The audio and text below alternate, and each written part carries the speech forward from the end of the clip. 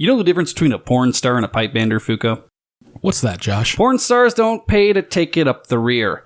On this week's episode, we once again tackle the mountain of bullshit that is the Royal Scottish Pipe Band Association, armed with shovels the size of spoons. So grab your pitchfork and welcome to episode 138 of the Chanarant Podcast.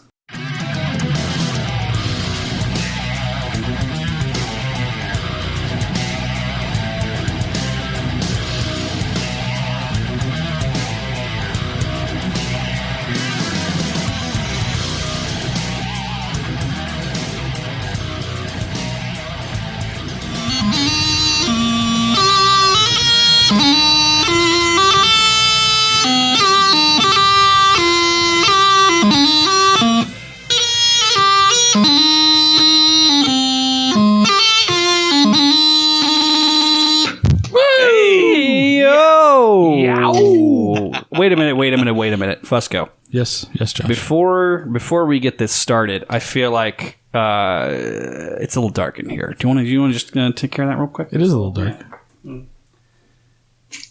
Now we're talking. Now we're ready. Oh, now we're ready to go. Sexy. Yeah, buddy. Hello, everyone. My name is Josh. Welcome to the Chanarant Podcast. If you weren't aware, this is an explicit show, so you have 5 seconds to go listen to something else. Can I recommend the back catalog of Grace Note Vortex? If you want to listen to 6 episodes over 7 years. Anyway, you have 5 seconds to do so. That's 5, 4, 3, 2, 1. Fuck! Listeners can review the show on iTunes, etc. You can send us emails and voicemails we play it on air. Like us on Facebook, Instagram, Twitter, or if you're Australian, Snapchat. Check out the Chanarant store at chanarant.com, where we have the new Get Paradiddled shirt, Fuko Neckgator 2020 season shirt, Piper Drummer Trucker hats, which we'll talk about later. You can support the show by becoming a patron at patreon.com/Chanarant, and we now offer annual membership for 10% off. Last but not least, invite and share with your friends to my esteemed bearded co-host, Mr. Andy Fuko. Yes, Josh. Would you like to introduce our guest today? Oh, shit. Well, You didn't do it. That's me. oh, sorry. That's me! I was waiting. I wanted Rab to do it for me. So this week we have the world famous, world infamous, and the man who's leading the charge to bring down the RSPBA. Yes, he is Big militant. Big Rab Lennox. His address is 734 Ballyfuckway in Ballymoney. Ballymoney, Ballydooley, Ballyfuck, Ireland. So if you're a member, if you're a royal, you want to send some troops his way, you might want to. Yeah, you might want to start now. Start heading there now because it's going to take you half an hour to get there. Well, I mean that's a lot of Ulster Scots in that region, isn't it? Weren't they sent by the royalty? Yeah. Rab will fill us in on that. I went to the Heritage Center. It was lovely. It was. There you go. I was mostly drunk, but Andy, yes, Josh.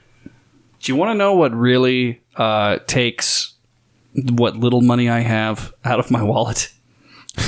What's that, Josh? Well, actually not my wallet because I live here, but goddamn Pipe Band Association. How are we back on this? I mean, is there anything else other to talk about? How are we on this? But yes, today we'll be talking on the show about more association bullshit and the rent being too damn high, and also trying to do everything via Zoom. So it should be fun. It should be a fun episode. I'm very excited. Before we get into that, I wanted to give a quick shout out. Thank you to our good friend, Ozzy Osbrod, who I not only saw in the chat, but came on our show last time we recorded before we took the break last weekend. Thank you, Ozzy. It was a great show that we will all hear within the next 2 weeks. Yes. It's definitely in the works. I promise. We've kind of pigeonholed ourselves into like who can stall editing the episode longer between me and Busco. It's a contest. Like, let's see who can refuse to get it done quicker. Let's see who can, less quick. Let's see which of the two people in this company can be worse at their job. It's a dead heat. Yeah, it's very, very close. Wouldn't you say, Rab? Yeah. I'm still impressed that you guys actually do editing. Hey, man, with the things we say, we have to. That's a fucking loose definition of the term editing, my friend. Rab, you were there for. Were you there? Were you there for the Ozzy Broad episode? Were you live? Yes, I was. Yeah. Mm-hmm. So, Okay, good. Thank you, dear. Hold on, let me get rid of that. Get that out of the way. So, but you heard the end of it, so you know I went completely off the rails. So that definitely needed some heavy editing. Let me tell you. Dude, you were not alone. You and Ozzy were out for blood. Yeah, that's true, but she doesn't care. Like, it doesn't affect her. She was frothing like a drop bear. It was so good, though. So good. Yeah, I'm interested to see how you managed to edit that one. It's a good one. Did you agree with what we were saying, or with the fucking rave? Largely, yes. The raving ramblings of 3 lunatics. Well, 2 lunatics and 1 person with most of a hand on the wheel. Here's what's funny about that is Josh was the one in control that day. Can you believe that? He was actually the reasonable one. Yeah. Well, guess what? We're going to change that today. Mm-hmm. Every other week we just flip it. Because I'm about to... Just Josh trying to pull it back, though. Josh kept like, well, maybe we shouldn't. And then Andy's like, and another thing. Yeah. I will say this. Being the host of this show is kind of like the scene in Spider-Man 2 where he's against the train and he's holding on. He's like... That was last week's episode. That's me every 3rd episode. Hey man, I don't disagree with what I said. I might if I was sober, I would have phrased it a different way. If you were sober, you would have gone about it in a less cunty fashion. I would have been way less mean and way less dickheadish about it. That's okay. I'm waiting, and as soon as that nice gentleman gets that, I'm sure we'll have him back on to fucking send it right back. I think that'll be great. Yeah, that'll be a good show. If he gets it. But anyway, big thanks to Ozzy. I want to announce some new merch that's currently in the store. Actually, did you want to show off some of the merch that you got today? Oh man, I did. They can see me, right? Yeah. Well, I hope so. So one of the benefits of running your own pipe band podcast is you get to try the shit for free. Well, cheaper. We don't get it for free. Free to you. Baby. So this is the one of the 6 hat, which is quite dope, I might add. It's a Secret 6 hat. Secret 6 hat. Yeah, you're right. Yeah, Secret 6 hat, flex fit, which I love. Yep, those are amazing. And then I got the... Josh is the second person to buy. I'm the only person to buy the Wash Your Hands, Hail Satan coronavirus. You're the second. My buddy from New York bought one of these too. That's because it's a dope shirt, man. So I'll be wearing this on the next episode. Yeah. You probably can't see it in the dark. I don't think people are all that anxious to wear a pentagram. We'll take a photo. I mean, dude, I have a pentagram tattooed on me. So that's true. Yeah. But shit. But yeah, so we have other stuff too. So we added today the official 2020 Pipe Band Season shirt. It's on the store right now. And it is the I paid 2020 band dues and all I got was this feckin' t-shirt, I think is what it says. Something like that. That was a great one. So here's what's great when Josh gets caught on a wisp of a meeting and he's very bored. All of a sudden we've got like 3 new merch items because he's bored as shit. Because I'm debating either making new merch items or trying to suck start my 1911. So it was rough, man. What are you gonna do? We're gonna get into this, I'm sure. But when they went into that whole fucking storytelling thing, holy moly. But yeah, so there's new merch. We also have the Piper trucker hat and the drummer trucker hat. It's a plain black hat that says Piper or drummer in big puffy letters on it, that people know which one you are. And realistically, I think that the best part about those 2 hats is the descriptions. That's where I did my best work. Yeah, you always do a pretty good job at that. I don't know if anybody ever notices them, but I always chuckle at them. But like the drummer one was like -5 showing up on time or something like that, like one of those. Oh yeah, let's see. So we have the Piper trucker hat, and the description is: are you tired of being confused with one of those trash can banging drummers? Then this hat is for you. +15, hiding that you're sleeping during practice. +10, getting chicks. -5, sun in the eyes. -2, cold head. So that's good stats for a hat, as far as hats are concerned. Mm-hmm. And then we have our drummer trucker.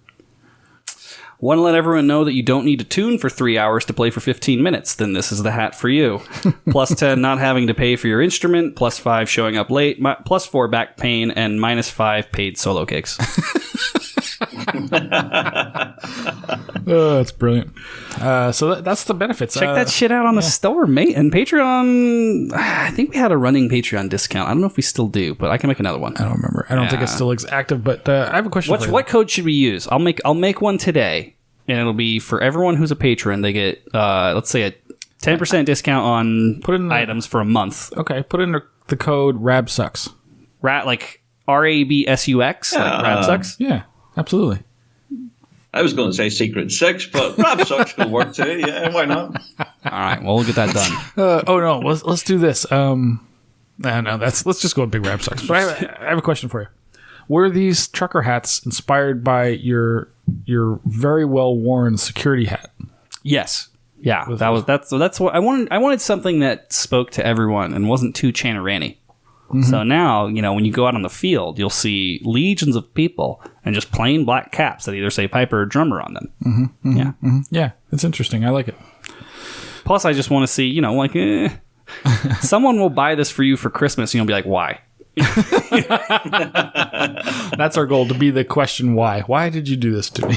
Our goal for the Chanarain store is to be the one-stop shop for the person who knows a person who plays bagpipes, knows nothing about playing bagpipes, and knows not what to get that person for Christmas. So they're just like, all right, well, this says bagpipe on it. I'll get it for them. Perfect. We should start selling Big Rab merch. Yet? What's that, sir? Has anybody bought the bikini yet? Well, we did. Yeah, we did. Uh-oh. Well, we needed... We're not ready to talk about that yet. Yeah, we needed some photos for marketing, so we had to buy a couple and send them out to some lucky fans. We have bought a lot of stuff for marketing. We have some models working on some stuff. It's going to be great. Ooh. If you want to know how to better market your stupid podcast or merchandise, you can contact me directly at payme@chanarant.com. That's it, Josh. The check's in the mail, mate.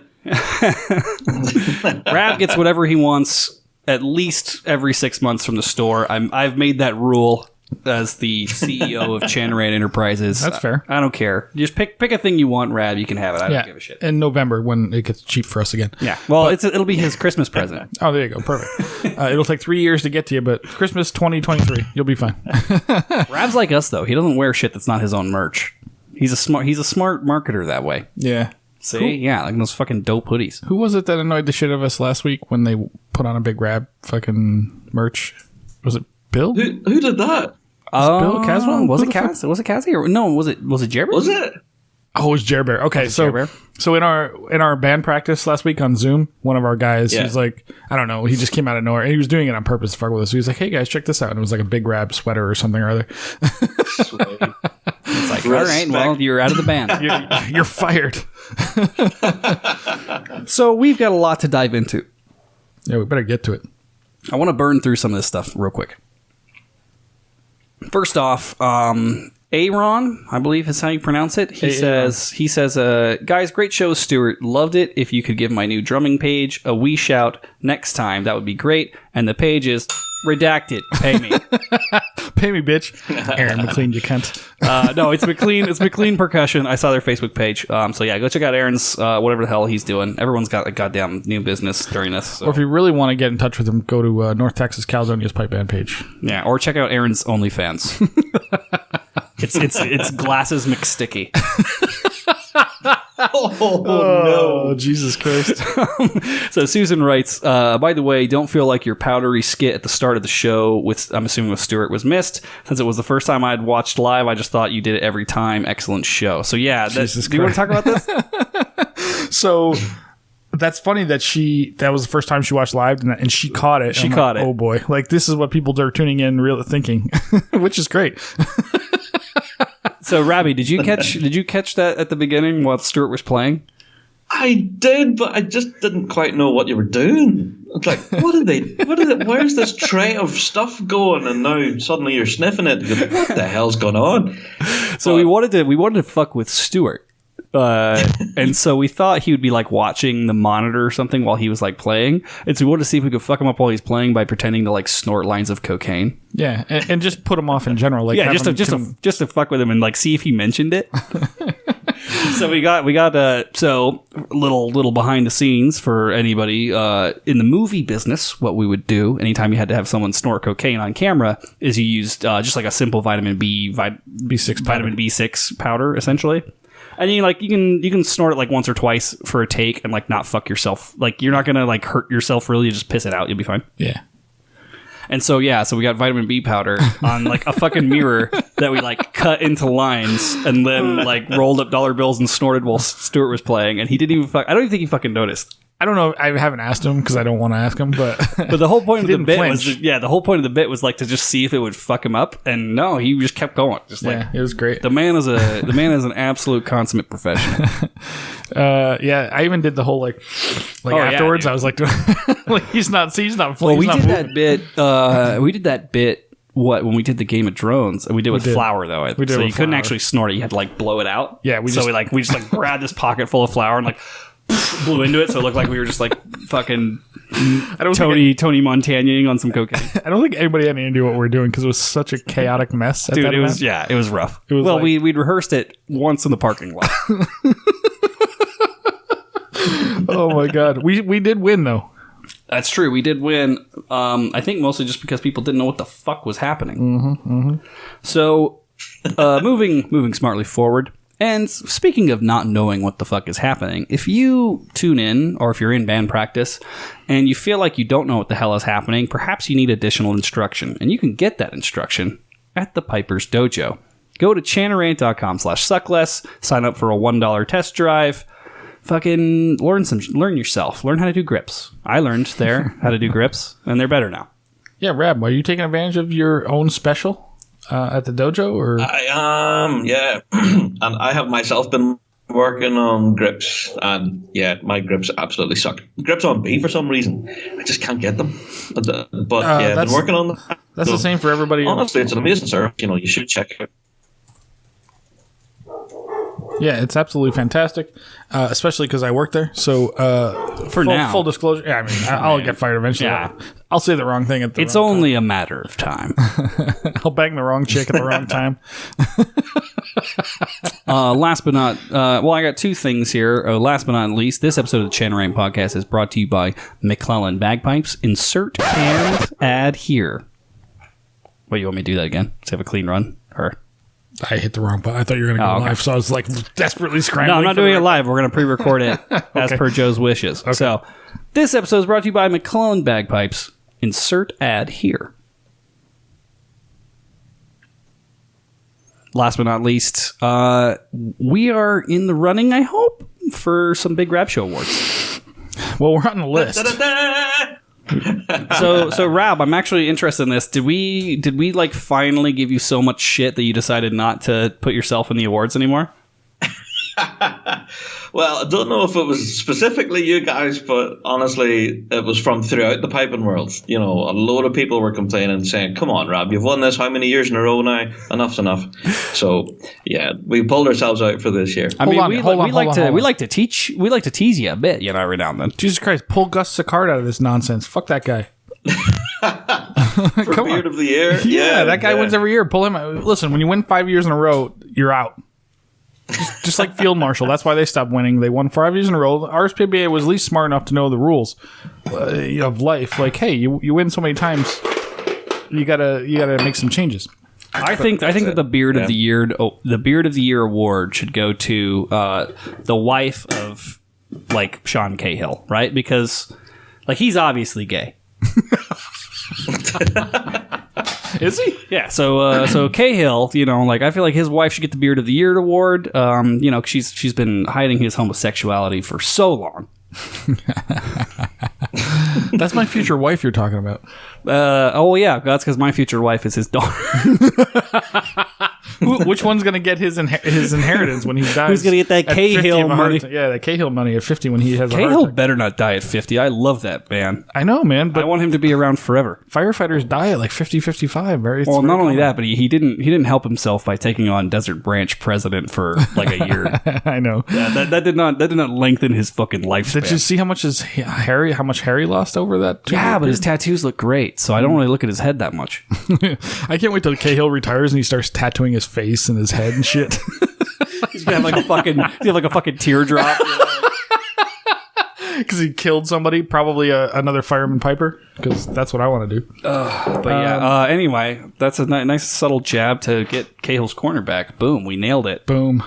All right, Cahill, I want to discuss Cahill. Can I discuss Cahill for a second? Absolutely, yeah. So I think he's all right. I haven't spoken to him other than like band stuff. We saw him in real life Not that long ago. We went to that pub with Courtney and you. We were and me so and blacked Kayla. out, dude. We were not. I wasn't blacked out. I was incredibly blacked out. drove. I mean, I remember. I vaguely remember, but we saw him, but we don't see him as much anymore. Plus, I don't hear from him as much. So there was a period of time. I think Cahill is distancing himself from us, at least from Chanarant, because we've completely lost our minds. I feel like if anything, we've dialed in. I think so, we too. used to be so much worse. I think so too. Like we've definitely contained it a little bit, but he just has gone AWOL, man. Like he, and I don't think it's just the Cahill's corner. I think that he just everybody gets tired of doing this shit, other than you and me apparently. But like I don't even hear from him much anymore. Like granted, everybody's going through their shit these days. I don't know, and I could call him, I suppose, just as easily. But I think you've answered your own question. But I don't know. Like yeah. you could also be the callee. You don't have to always. I call people sometimes, like people I care about. Like I'll contact. So basically, you've just told Cahill you don't care about him because you don't call him. Look at what you've done. Maybe. Look at the hole you've dug yourself. Maybe. But I love Cahill, and I just wonder like why he's distancing himself from us. I don't know, because he has a career to maintain, and we're psychopaths. Yeah, maybe. What do you think? What do you think, Rab? Rab, what do you think? Come back Cahill. I used to love Cahill's corner, yeah.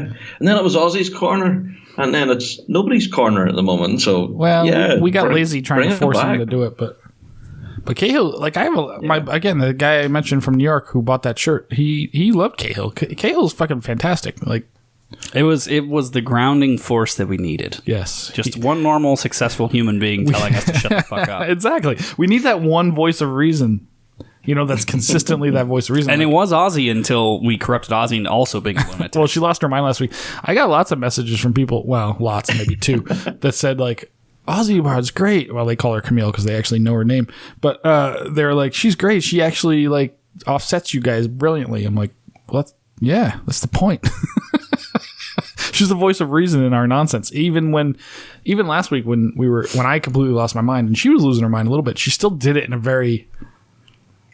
also, the chat is telling me we had to mansplain the cocaine snorting thing last week, too. I wouldn't know because the fucking episode's not out, chat, so give me a break. Well, you wouldn't listen to it anyway. But anyway, I miss Cahill. That's my point. That's really all I got to say about that. Superb. Yeah. So, talking about the Big Rab Show Award, guys, and how you're nominated for Best Beard, Fusco, and also for Best Social Media. I don't know when this episode releases, but voting closes 2 on weeks, the 30th. God knows. Yeah, 2-3 weeks from now.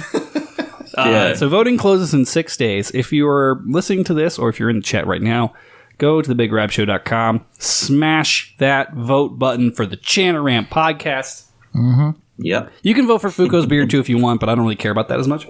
I just want to win one of the two. I don't give a fuck which it is. Yeah. But do you know who's running against us in Best Social Media? Whom? That fucking C-word Matt Willis. Oh, well, Matt has a great channel. He also has a great following. Yeah, he's got a great following and a great channel. Remember, like, I'm looking at Josh's board. Here's what I want to say, man. You got to keep in mind, it pays to not be a fucking asshole all the time. I know, but this is the thing. Like, I just can't switch it off. Yeah, we don't have that in us. So you guys can't see this, but behind Josh, there's a board of all our plans. Right, we have this whiteboard of like how we're going to take over the world. It looks like a heist is being It planned. does. Yeah. But one of the things that we've talked about doing is you and I having our individual YouTube channels for like tips and things about bagpipes, whatever, and then like a Chanarant like tips. We have all this stuff, right? But like Matt is doing exactly that. Like, but he's doing it at a high production value, and he like caters to, I'll say it, the old fucks that basically rule the world, just like I think he's mindful. I mean, he's very clever. He's not as willing to burn bridges as we are. But I also think here's what I'll say. Right, like look at the podcast. In my opinion, one of the reasons that the podcast has done as well as it has is because while you can be very PC in your conversations about some of these things, below the surface, simmering always, people don't want to. And so the only reason we have any modicum of success is because people are like, oh yeah, like these guys just fucking tell it like it is. Yeah, we're the voice of the insane. So in theory, if you took that flavor or perhaps a more toned down version of that flavor to like an educational platform, I mean, you could probably get away with it. Like there's always going to be someone out there that doesn't want to be coddled. Always. Yeah, but that's way less percentage than the people that do. Well, you have to be prepared to be less successful than the goddesses of bagpipes. Let's just start there. Start by That's my problem. Start by being prepared for that inevitability. That by being salty as shit, you're not going to be as liked as people who will potentially cater more. I guess you just got to accept that, yeah. You just got to know that that's the area that you're filling, right? Like I like Matt's channel. I watch his videos. If he started calling people cunts on the radio, I'd be like, whoa, bro. You're in my territory. You need to back up. you need to maintain your fucking lane, sir. Yeah. Like, keep putting out cool maintenance videos and music videos. Calling people cunts, that's my area. So I think that's the only reason why. I think it's going to be Rab's area today. We're going to get Rab to call somebody a cunt today. I think it's the only reason why, like, that this ecosystem, this very niche ecosystem of like pipe band content, right? Like, it's the only reason it exists is because you have different flavors for everyone, and then you have like flavorless rice cakes, like the Up to the Line Pipe Band podcast. Now we're going to start giving them stick just because they're not here. Like, if you want to eat French fries and steak, you go to Chanarant. If you want a vegetarian smoothie, you go to fucking Big Rab Show. And if you want oatmeal that's not been cooked, you go to fucking Up to the Line. What do you go? What is it? Pipe band pipecast. Bleach. Just kill yourself now. We're going to get into that in a second because Rab obviously hates them. So we're not getting into that today. Oh, come on. We're going to get Rab to say something. We don't shitty. even hate them. We just lovingly tease. Joe, Rab, I tell you right now, my goal is to get you to say something shitty about anybody today. That is my goal. Well, he's going to say something shit because we are getting into our topic. And our topic is, I've put this in the note. Keep in mind, I typed a lot of these notes while I was drunk and fuming, listening to all these different things. Are we going topic of the week? We're going topic. Well, it's not topic of the week for us. It's just a topic. I know, but can we take a break and... Well, let's let Rab do this, but instead of tea, make it be whiskey. Rab, we need the sound bite of I'm gonna go get a big glass of whiskey. It's time for the topic of the week. Okay. Well, it's that time of the week again. Time for me to get a feckin' glass of whiskey. It's time for the topic of the week. This episode of the Chanarant podcast is brought to you by MacLellan Bagpipes, proudly made in North America by artesian bagpipe maker Roddy MacLellan from Eust, Scotland. At MacLellan Bagpipes, they don't strive to be the biggest, fastest, or the cheapest. They do, however, meticulously craft a small number of the best-sounding and most beautiful-looking bagpipes in the world since their beginning in 1988. Over the years, MacLellan Bagpipes has established a solid reputation for rich, warm, and stable tone, created with incredible craftsmanship and instruments of heirloom quality and unparalleled beauty. Head to BespokeBagpipes.com to learn more about their innovations like the new Elevation Chanter, which features a lower-pitched richness inspired by the classic top hand of older chanters and sustainable solutions like the Revelation Bagpipe, a Delrin instrument featuring bores lined with a cellulose polymer sleeve giving you the structural benefits of a Delrin instrument while maintaining a refined wood-like sound. Check out MacLellan Bagpipes' diverse line of instruments and learn more about their restoration work on vintage bagpipes by visiting their website at BespokeBagpipes.com. MacLellan Bagpipes, born in Scotland, made in the USA. And we are back. Thank you, everyone who stuck around while Fusco was relieving himself, hopefully in the bathroom and not in my kitchen. It all looks the same. So the thing we are gathered here today to once again talk about fucking associations, which I feel like I just live. It's like Groundhog Day, but instead of it being 24 hours, it's like 3 years, right? It's like every 3 years I have to relive the same bullshit. So I want to start off with some local news before we really rip Rabby in. Or actually, maybe we should change it. Maybe we should do the abroad news first, because the local news does have like a bit of hopeful tint to it. It does. So, Rab, you recently released an episode where the critically acclaimed Weekly Drone... Yeah. Which, if you have not listened to it, I would highly advise. It's basically a guy that sounds like Scott O'Dowd, like reading over smooth jazz. It's very soothing. Mm-hmm. It's a great way to get bad news. Who's the voice of the Weekly Drone? Who is that? Believe it or not, it's the bass drummer with Klaus Kelt. What? So that's God, she sounds Aaron sexy. MacLellan. Yeah, no. That's a great voice. And at first I was like, this guy's putting his voice on there. And then as I listened, I'm like, it's the same guy over and over I need again. that guy for voiceover work. He's awesome. I can hire him for voiceover work tomorrow. He's great. But let's let you get into this. So most of the focus of your weekly drone segment, which is like a mini rant except not as mean as we are, was around a certain topic. Mr. Rab, would you like to talk about that? I will, yeah. Now, what's happened here in the UK is obviously the RSPBA found themselves in financial difficulty. And this has not come as a surprise to a lot of folks. And we've been shouting at them, telling them that you're in financial trouble for the longest time. And all of a sudden, we're now starting to see a huge, big publication by the RSPBA asking bands to pay their fees. Now, a lot of bands are saying, well, we paid our fees for 2020. We didn't have a season, and we didn't get our fees refunded. And now you're asking us to pay again when we don't have, well, the potential of a season in front of us. We don't get access to our AGMs because they're always cancelled or held in secret. So what are we paying our fees for? And the RSPBA come back and say, well, we have to pay our admin staff and we have to pay people's wages and all that there. That's cool and all. That's great. Yeah, we understand that, keeping the doors open. But why are we paying for it? Because RSPBA had well over £1 million odd quid in the bank account, which they decided to spend on a huge, big, flashy office full of all sorts of bells and whistles, which none of us really wanted. But had they kept that money in the bank account, we would be financially solvent all the way through 2020, 21, 22, for the next 2 or 3 years. But instead, we now find ourselves, we're scraping the bottom of the barrel and we're coming to bands with the cap out. Please, sir, can I have some more? Bands have had it really tough here in the UK. We can't play, we can't practice, we can't fundraise. Bands everywhere. Bands across the world, man. Yeah, exactly. So bands are skint. And then RSPBA are coming along and say, hey, can you pay us like 200 or 300 quid for next season? Yeah, we don't know if it's happening yet, but we need cash. Is the only kind of descriptive word I would use there.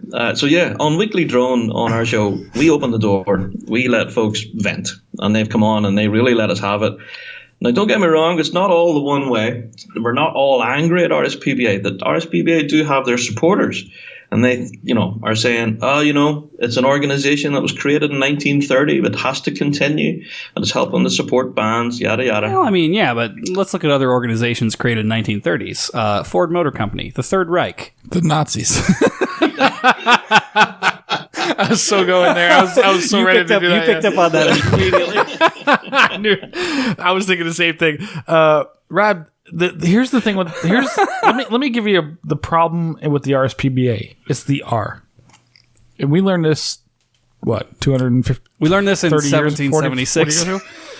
The royal part of this nonsense. And listen, Canada, Australia, fucking UK, get rid of the fucking royals. They think they own everything. Fuck them. Like, tear this shit down. France learned it the right way. You got we there learned quick. it the right Are way. you drinking whiskey over there? Nah. All right, I drank through my whiskey. So, Rab. Should we back up? Yeah, wait. So, Rab. Rab hit something on his show this week that I absolutely want to talk about. Just keep and it it relates to that. Yeah, definitely keep it in. So, okay. So Rab, finishing your kind of broad overview, you have a structure that caught fire in 2017, I believe, if I'm not mistaken. Yeah. And then they decided to spend £1 million to fix it. Did they not have insurance? They did have insurance, but it didn't pay for the refurbishment of the entire building. It just repaired the damage. So what they decided to do was take advantage of the situation and said, well, we have to fix this bit. Why not just fix the whole thing? We'll spend £1 million and do the whole thing. And yeah, we were saying, how much is that going to cost? And who's going to do it? And why? It's just the top floor that's buggered. Fix it. But no, they decided to do the whole building. Right. Well, at least for the £1 million of membership money that they spent, they've got very highly valued property now. That's another problem. They've spent £1 million. Wait. Wait. Oh, wait. What? No, they don't. Oh. Wait, what? What is that property worth? Everyone do our Scooby Doo. Yeah, apparently it's been reported that the building, there was £1 million odd spent on it. Like I was saying, there's $1 million plus was spent on the headquarters, but it's now worth about half that.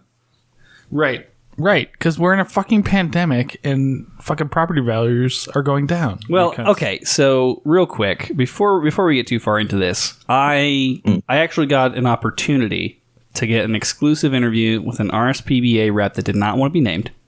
That's fair. I mean, wow. How did you get that? Don't you worry about it. We have connections, Rab. So I've got this audio interview that we'll get to the bottom of what happened here.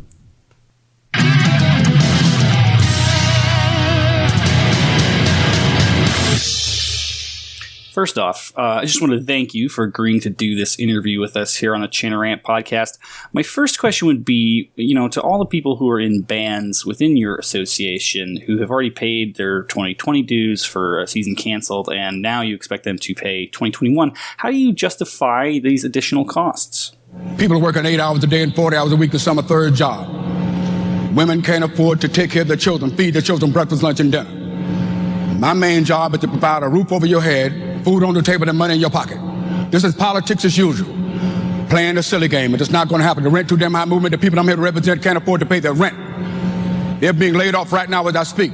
They can't eat breakfast, lunch, or dinner. Listen, someone's stomach, child's stomach just growled. Did you hear it? You gotta listen like me.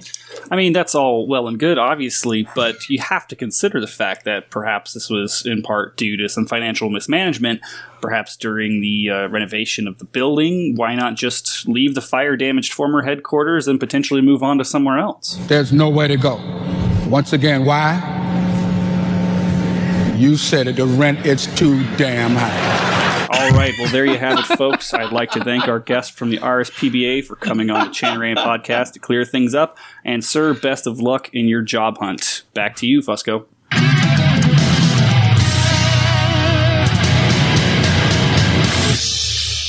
The important thing you said there was, rent is too damn high. The rent is too damn high.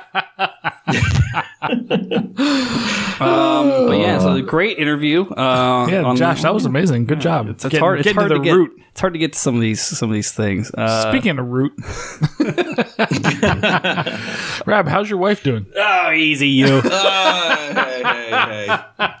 So yeah, I mean, very well, thank you. So for I think we have a more like stateside leaning audience. So we have obviously, from what I can understand, and please correct me if I hit something wrong, we've got a $1.2 million £1,000,000 renovation on a burned out building. It's now worth £500,000. We've got an organization that, according to their own financial statements, needs like £216,000 a year to operate, somewhere in that range. Mm-hmm.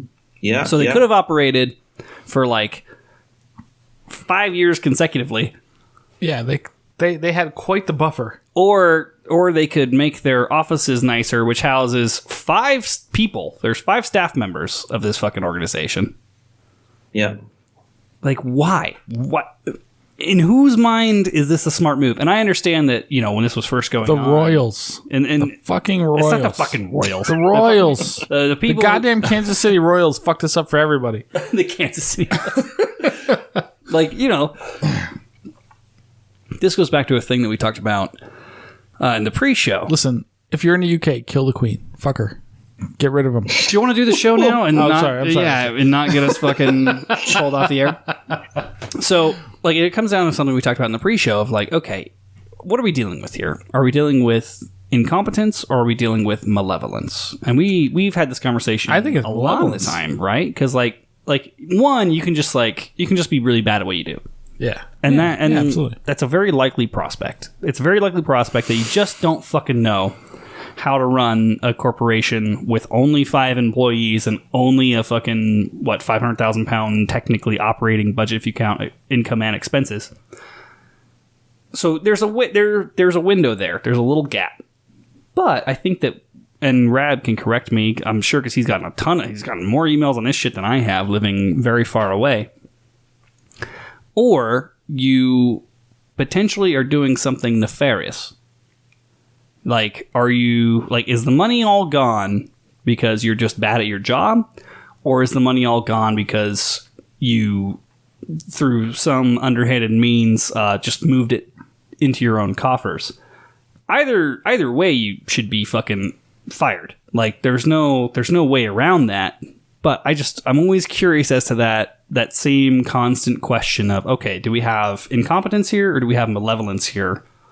Which is the driving force? So, Rab, what do you think is going on? I think what really makes me nervous was the cancellation of the AGM. Bands were to be at the AGM. We kept being told, wait to the AGM, you'll get your answers. And then it was cancelled. Fine. Global pandemic, it was cancelled. I understand that. You can't blame you can't blame anyone for a pandemic.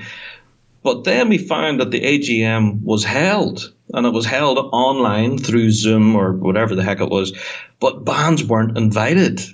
Only specific people were invited to attend this meeting. And if you had a question to ask, it had to be prior approved before it actually made it to the meeting. So if they decided, no, that's not a suitable question, and then they would just scrap it. Bands didn't get their voice for the 2020 season. And that would have been our opportunity to raise concerns, to say, look, guys, you've screwed up here. We need new management. And we didn't get that opportunity of a voice to potentially vote and make changes. Will it happen for this next incoming season? Don't know. That's a very good question. So what do you think is going on here, though, Rab? Do you think that was intentional? I don't think it was intentional. I think it was just a lack of knowledge of how to use technology, to be honest. Well, we witnessed that this morning. It's also like how long is that going to be a viable excuse? Yeah, right. I think it's intentional, dude. Like granted, I'm a little cynical, but I think a little. I'm very. But there's no doubt in my mind that was intentional. You're less cynical than me, and I'm 100% thinking this is intentional. This is 100% intentional. This is like, I just didn't know how to work. I didn't know how to work the computer machine, and that's why nobody could come. Nobody can show up to Zoom in 2020. Like, we don't know how to use computers. It's like also grounds for removal. Granted, it's entirely possible because they're a bunch of old fucks. They don't actually know how to use computers, because we witnessed that this morning. Also grounds for removal. How come when I click on this link, my Zoom, I'm gonna lose my Zoom? Like, no, motherfucker, it's going on in the background. Here's what I will say. People don't know what the fuck they're doing. And this is obviously shaded by my own experience, like everything is. But here's what I'm going to say: is like that's also grounds for removal, right? Because if I applied for a job, let's say I apply to be the executive director of Food for Dogs nonprofit. I don't give a fuck, like just some random thing. If I don't know how to attach an image to an email, I am disqualified from the job. Like there's no room to wiggle there. Like if I can't work a fucking video conference software, like that's just shit you have to be able to do to run an organization. And you can say I'm bad at computers as much as you want, but guess what? I was bad at bagpipes. I still am. You can get better. Like just fucking do the work. There's no excuse for not being able to function in a current business environment. And the current business environment is being able to run a fucking Zoom meeting. Every time I'm on a goddamn Zoom meeting and people are like, oh, I really want to give thanks to the committee that managed to send this link out to 15 people because it's working. It's like, bitch, you didn't build the software. Like, your ability to send the correct fucking link does not give you some mastery over technology. Like, Skynet is not afraid of you because you could fucking send one Zoom link. I just want to thank everyone. You guys are all geniuses for clicking on the link that I sent you, and we're all in this meeting now together, which should have been happening for God knows how many years. 5 years. Why are we flying to Salt Lake City for WSPBA to attend an AGM, which we could be doing this? We're gonna get to that. We're still on the goddamn. We've got a lot of show left, people. We're still on the goddamn Royal Scottish Pipe Band Association. Speaking of RSPBA themselves, over this last few months, you did say if this was being done on purpose. I think you might have a point there, because over this last 5-6 months, we've found that the board of directors have been meeting regularly. Oh yeah, I've seen those little pressies of each meeting online through Zoom. Yeah. They've been publishing minutes and stuff, making decisions behind the scenes. And again, bands are not being involved in that process. They should be. They should have a voice and should be able to vote on things that affect them. But these meetings are being held in semi-secret. Certain people are invited to them. hush, hush, you know what I mean? And these things are happening. We only find out about them whenever we see, oh, here's the decisions that were made. We're like, what? We didn't get a chance to talk about it or ask anything. Right. So it's now October. We're waiting on November to come around for the next AGM. And I hope to goodness that bands will get a chance to be involved this time. But will the bands do anything about it? Because Well, there's a vested interest in not being involved. Like the association, like if I'm this organization, I'm like, the least amount of people I can get to come out and voice their opinion, the better. Because then I can just kind of shove the shit through the pipe. this is modern politics, absolutely. Yeah. So, but what are you saying? Like Well, your point that you were going to make was about bands actually wanting to do the work necessary to have a functioning group. But Right. I was going to let you get there, so you should start at the one. wait, where's number one? One is, do bands want to get involved? Go. Yes, do they? That is the ultimate question, because maybe it seems to be heading in a direction where maybe because things are so, because of COVID, actually, which is in a weird way fortunate, everybody's becoming much more aware of all the behind the scenes stuff that's happening, right? Well, people are being more active, and it's as the fact that they're less busy makes them more active in the things that matter to them. Well, it's as big as like elections here. We have like record voter turnout, and it's as small as people wanting like 80 people in the AGM Zoom call when there would be like 15 people at the meeting in the fucking Irvine Marriott normally. Right, correct. Like they don't want you to have access, because the more access you have, the more likely they have to answer to somebody. I would not say that's universal. I would argue that in the case specifically of the RSPBA, they definitely don't want you to have access. Right. I would say in the case of most smaller disjointed associations in the States, and I can't speak for other places, they just want anybody to please take on any jobs so they don't have to do it. Well, it's taking on jobs versus participating as a member of a voting. So I mean, group. And I think it's two separate conversations. So driving this back to the RSPBA, I wholly agree that I think that Rab's got this on the head of saying that, oh well, they keep saying they can't do a Zoom call with leaders from bands, but they're doing it for their board meetings effectively, and publishing the minutes. Mm-hmm. So it's almost like, hey, sticking two fingers up, we were able to have a meeting. Everybody can have a meeting these days. But then they had that grade 1 pipe band meeting, right, Rab? Yes, which was the first of its kind. This was honestly was like a shot in the dark that people didn't see coming. Apparently, it worked really well. I was chatting to a number of grade 1 pipe majors and lead tippers, and they all said it was brilliant, and they wanted more of it. But what I think will happen is that there'll be less of it. Of course. Because it doesn't benefit the people in the fucking tent. The people in the hot tub. Yeah. They got a lot of real great input from bands on how they would like to see things run, especially next season, the year after, whatever. Whether they'll actually act on that, don't know. This is months later. Like, that meeting happened in August. This is now October. Have you guys heard anything from that meeting? No. I haven't heard anything. So, yeah, that kind of speaks volumes and it doesn't take a lot of time to move, right? Like, I mean, we treat these as these giant lumbering organizations. The RSPBA has 5 staff. Yeah. Like, it's not a lumbering body. It serves, pipe bands in the local area and runs 5 contests a year. Like, there's no reason you couldn't make quick, decisive moves. You're a very agile organization if you only have 5 people that are working there. Yeah. Do you know, I have the utmost respect for the RSPBA. I know that makes one of us kissing their ass. But honestly, over this last number of years, we've been able to work with them hand in hand really well. And they are a team of volunteers and all the rest. And they do work hard, but they make mistakes. And well, not all of them are volunteers. Some of them are getting fucking paid. Some people are getting paid, man. Well, that's it. They have what? On their financial statement for 2019, they pay out salaries to their 5 staff members of £132,000 annually. So they're fucking paying people to do this. It's not like when you go to my games here in Vegas and literally every fucking swinging dick with a volunteer shirt is getting paid $0 and probably paid money into the organization. Like, it's not quite the same thing. Or even our local organizations, like the president of Wistful doesn't have a fucking paycheck. That's a full-on volunteer position. Yeah, all of our associations. We don't spend $130,000 on fucking paying staff members. That's why they have 1,700 committees fielded by 15,000 people that can't seem to come to a decision on anything. Like, at the end of the day, you're still throwing half of what you consider to be your operating budget at paid staff. So while I agree the volunteers are probably phenomenal, that's not the issue we're taking. Like, if you're a volunteer steward at the Worlds, yeah, you did a great job. I've never seen better stewarding than when I was not in the United States. It was fucking blew my mind how they're just like, no, you go here, and you go here, and you go here. Absolutely phenomenal.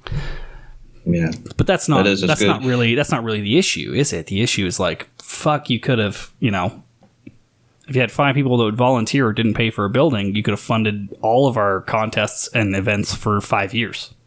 And I think the pandemic teaches us all that you don't have to have a fucking building to do your job. One, and all I have is one. You don't have to have a fucking building to do your job. That's it. So I have to say the retirement of Ian Hamilton, El Presidente, now that he's gone, he was the biggest part of that wage bill. And it's going to be absolutely fascinating to see who fills that role. And what I hope, and I've said this before in the show, that I hope they get someone from outside of the pipe band world. They'd have to have nothing to do with bands, no knowledge of what it is. Should have a real sharp business acumen and know exactly how to run finance. Yes, I will submit my resume. That is a great idea. Good man. Thank you, Josh. That is a great iddia. It'll never happen. Never happen. It's going to be an insider that's going to continue to have tenor drummers in the hot tub. It's gonna be like the person who was formerly the secretary replacing the person who's added, because they have what is typically considered to be what we call it here as an institutional knowledge. And it's like that person's not always the person you want to hire, man, because the institutional knowledge is often shite, right? Like, you can say I've worked here for 20 years. I know how to run this place. It's like, well, if it hasn't been running well for 20 years, then your knowledge is completely pointless. Yeah, they've been living with blinders on. They've been living in this own world. That doesn't do anything for me if what you consider to be success is the current status quo that got my predecessor fired.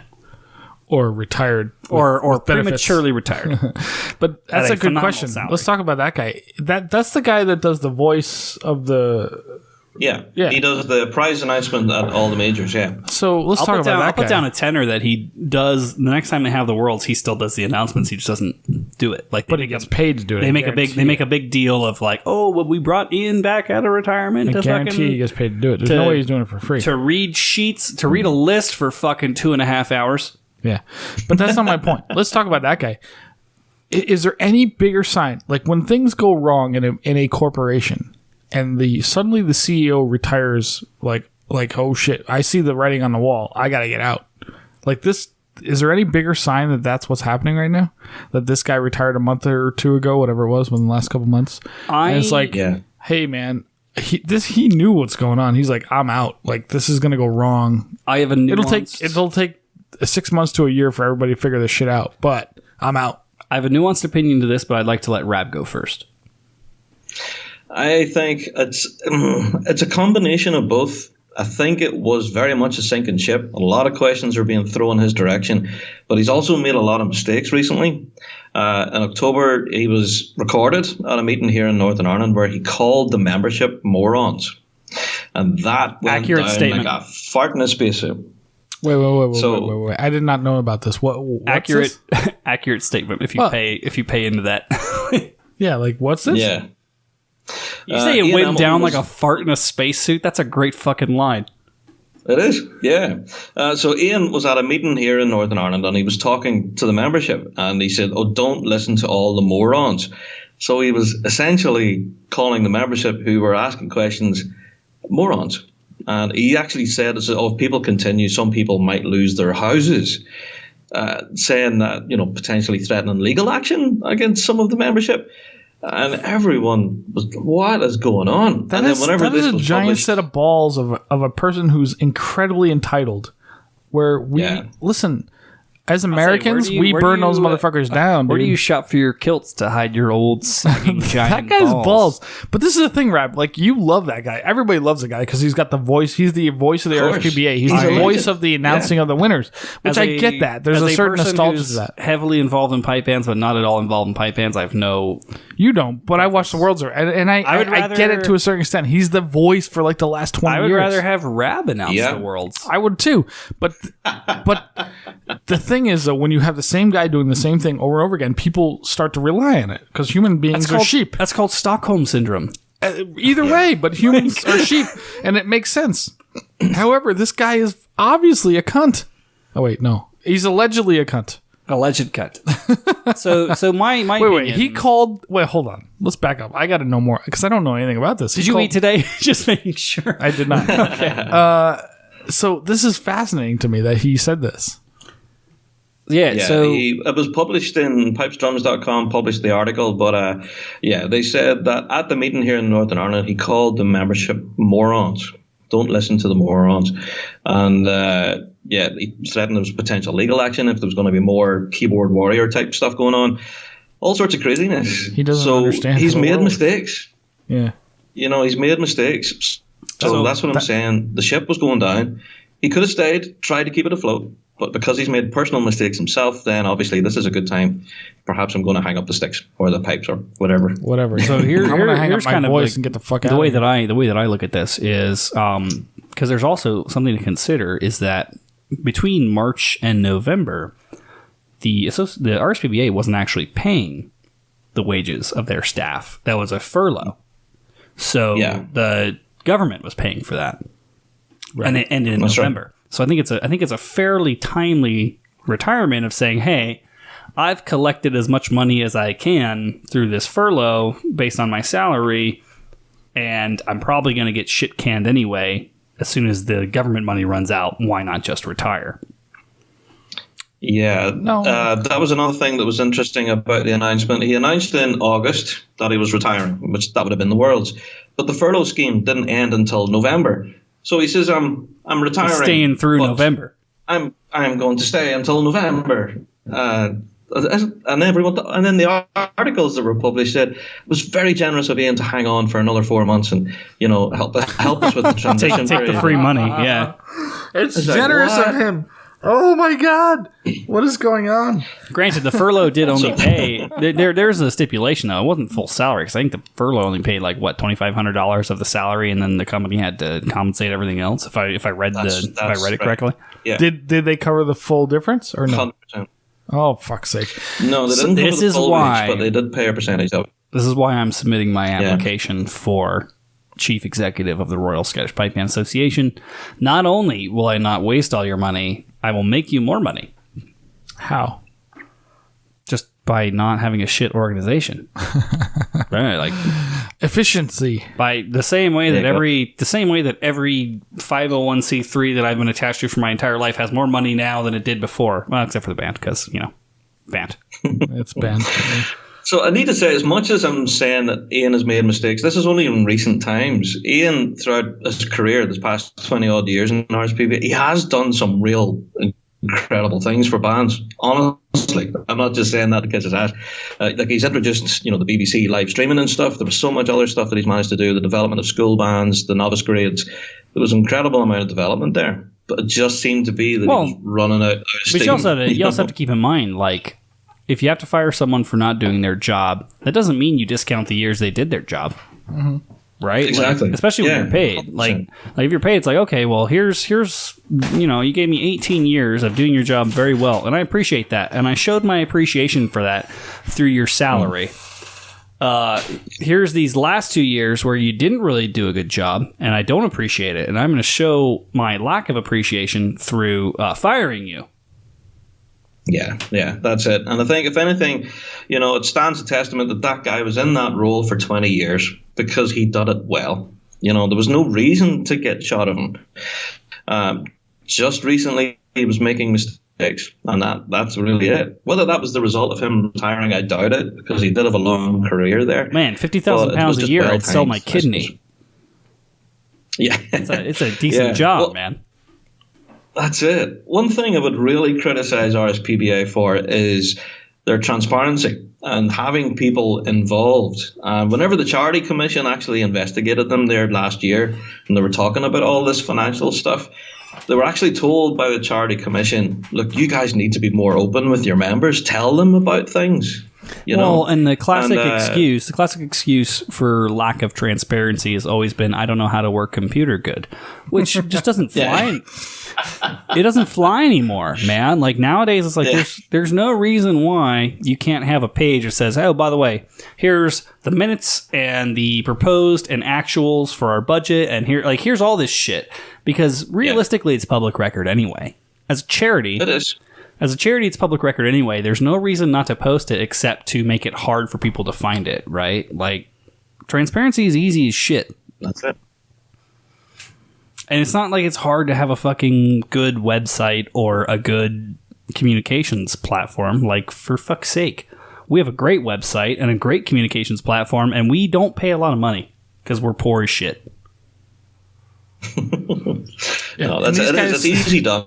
Just having people involved. The most expensive thing in here is this goddamn sign. Like, it's the greatest thing that's ever happened. So, interesting. But yeah, I think once again we get into that conversation of, okay, is this being bad at your job or intentionally breaking the dishes so you don't have to clean the dishes anymore? Yeah. Good question. But at the moment, it's being landed on the bands. The bands are being told, look, you guys need to pay here, otherwise we're going to sink. So the bands are being partially to blame. I think the bands should just let them fucking sink. But what's your opinion? Let them sink. Do you know, with listening to our weekly drone this week and hearing the anger from folks, there was some emails that we couldn't talk about on the show because you can talk about them on our show. Yeah, there was some emails come in basically telling us that their band was thinking of not paying the fees, and that's it. Because what's the point? They don't have the money in the bank, they can't afford it, and they're not guaranteed a season. And that was not just one email. Like, I have to say, there was at least 6-7 emails of bands that were seriously considering not paying, and you just wonder what the repercussions are for bands who don't pay. If you don't pay, you don't get registered, you can't compete, you can't take part in meetings. Well, 2020, we couldn't compete, we couldn't take part in meetings, so Well, and you're looking at probably not having a season anyway because they don't have any money. Even if the bands all prepay their registrations. I mean, in 2019 on the operating statement, that was £66,000 of the 216 they need. Yeah. So that's the worrying thing. All the bands from 2019 re-registering still can't provide enough money for that organization to be financially solvent and actually do the job that they're given. So you might as well just let them go. I mean, it's just become too top heavy. Well, that's it. But people do have a huge nostalgia for RSPBA, myself included. I love the organization for what it represents and what it should do and what it does on occasion. But honestly, to see it fold would be, a tragedy, in my opinion. I would hate to see it go. But it's, parking the blame at bands' doors. Oh, you didn't pay your fees, so we had to fold. That's the band's fault. That's not right. I have a question. Just like every girlfriend I've ever had, like just let you fold. Yeah, just put it on me. Yeah. I have a question. So, and this is this is just purely out of my skeptical mind. Do you think an organization with like 30 some odd board members and 5 staff, do you think they could reform, or do you think it's easier to rebuild? Do you think it's easier to tear the house down and build a new house, or do you think you could just keep trying to renovate a very, very broken house? It's a really good question, because the folks that are involved are in the scene. They're in the pipe band scene. I've been in it since they were no age, and they know everyone. If you were to completely rip the whole thing down and try to bring new folks in, the new folks that you'll be bringing in are from the pipe band scene. So you're still bringing in folks from that community. So you're changing like for like. You're getting rid of some guys who've been there for 40 years and replacing it with some teenager who's just learned how to play Green Hills. And do you know what I mean? Well, I would say like look at the structure, right? Like, so assuming that you have a chief executive and he's subject to the whims of the board of directors, and the board of directors is 30 people. What if you ripped it down and the new board of directors was like 5 people? How much more agile do you think that could be? It'd be much more agile, exactly. Especially considering that the 5 people may not be 90 plus years old. Yeah. Everything in the RSPBA has a committee. There's a marketing committee, and we got the same issue here. We're gonna get to our local shit because trust me, you guys are not the only ones who are having problems. I just think currently locally we're doing a little bit better. But at branch level, you guys in the US seem to be doing it right, because with 2020 being crap, you guys actually got your fees refunded, which was something special. Our band fees, we got them applied to next year. Not refunded, applied to next year. Oh, so you carried forward then to 21 then? Correct. Yeah. 2020. 2021. Yes, right. Yeah. So and like okay. So let's put a pin in this. What I would like to know is I'm curious about what happened to the money, because they had a lot and now they don't have any, and I got this clip that I think will help explain it. Oh yeah. Uh-oh. Do I really have to do this? Membership. RSPBA. Now more than ever, you need to understand the importance of saving money. I said I could use this money to buy whatever I want. Okay, next please. Go on. RSPBA. I got a £1 million. check from my Membership. and it said I need to put it in the bank so it can grow over the years. Well, that's fantastic. A really smart decision, young man. We can put that check in a money market mutual fund. Then we'll reinvest the earnings into foreign currency accounts with compounding interest, and it's gone. What? It's gone. It's all gone. It's all gone. The money in your account, it didn't do too well. It's gone. What do you mean? I have a... £1 million. Not anymore, you don't. Poof. Well, what can I do to get back I'm sorry, sir, but this line is for bank members only. I just opened an account. Do you have any money invested with this bank? No, you just lost it all. Then please stand aside for people who actually have money with us. Next, please. And it's gone. And it's gone. Listen, bands of the RSPBA, and it's gone. Go fuck yourselves. Keep paying our salaries. I mean, that is the way it works, though, right? Because, think about this. If you think about your dues, you give your dues in expectation of a service, right? Like, you're paying for goods or service. Yeah. I'm paying so that there's judges that know what the fuck they're doing at the events that we travel and also pay to go to and also pay to register at so that we can compete. That's all it is, man. And when I think there's just, I don't see how there could be good faith of any kind left after this amount of financial mismanagement. And it's not like it's hard to do.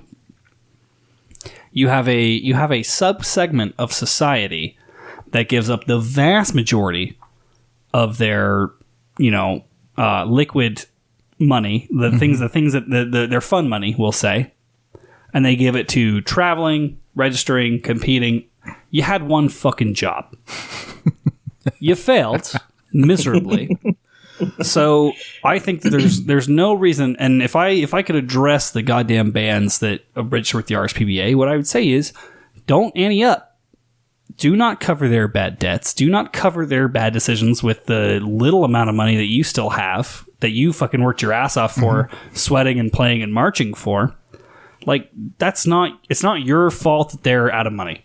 It's not your fault that they fucked up. Let them get sued. It is your fault that you didn't participate enough to see what was happening with your money. But we've all done this. We've all landed in the situation where we're just now realizing that. Listen, you put trust in your organization that they're going to fiscally do what they're supposed to do, and they don't. We're now all realizing that you can put that trust in, but it's mostly run by people who I like to think aren't evil in any way. Like, they're not trying to fuck it up. They're just not very good at anything. Well, if they were good at anything, they'd be playing in a pipe band at a reasonable level. But I don't think they're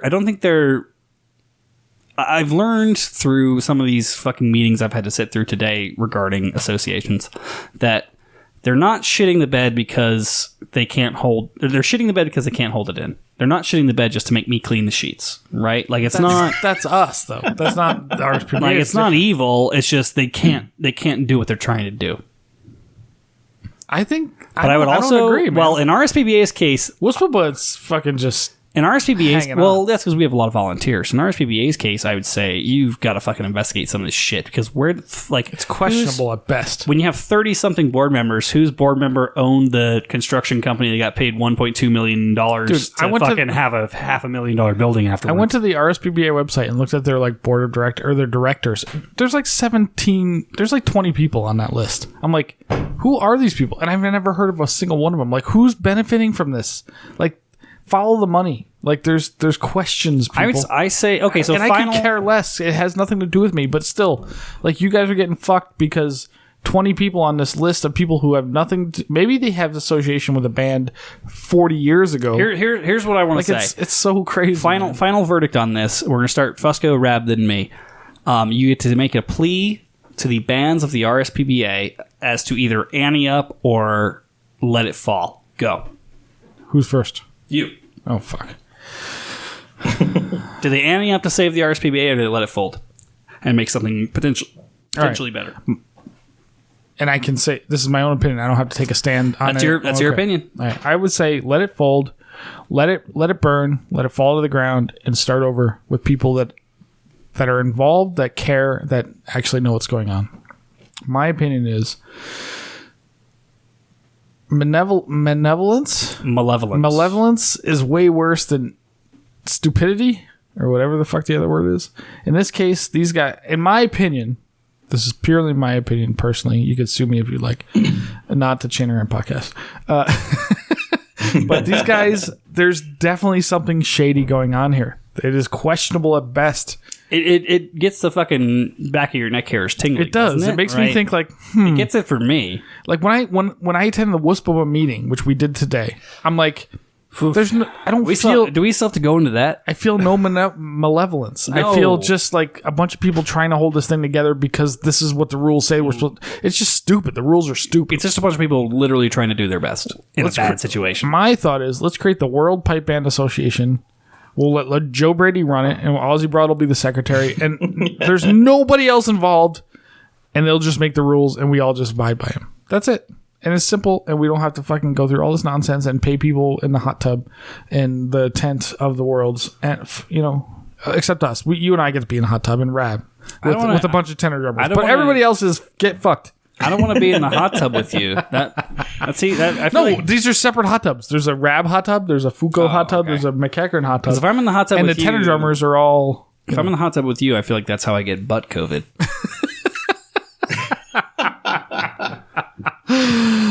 All right. So anyway, Rab, I'm interested in your thoughts. What do you think is the best course of action? Do you think it is a stay and play? The bands should ante up, bail out their association, and just deal with the status quo? Or do you think this is a potential opportunity to make something better? Well, again, full disclaimer, this is my opinion and not that of the Big Rab Show team. Yeah, you shouldn't have had that logo in your background. You're screwed. Yeah, you're fucked, dude. Yeah, it's just my own opinion. Honestly, I think it would be a tragedy if we seen RSPBA fold, not because of the fault of any of the bands, but because of the fault of the folks on top, making mistake after mistake and not involving the membership to the point of what they should have done. And I do think that the Charity Commission give them a bit of a rap over the knuckles for transparency for a reason. And it's something that they're still failing at. They still need to involve their membership more. As far as the situation that we're in now, asking bands to pay their fees, bands don't have motivation to pay fees for an unguaranteed season. Why pay when you can't play?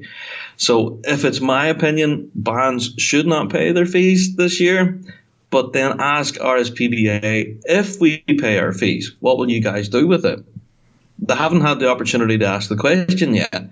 They've just been told, pay, and that's it. The doors aren't open to any questions. We need to have that two-way communication to say, well, if we pay, what happens? Bands need to get involved with their association more. I have to say that. I've been telling folks to go to meetings and affect change 100%.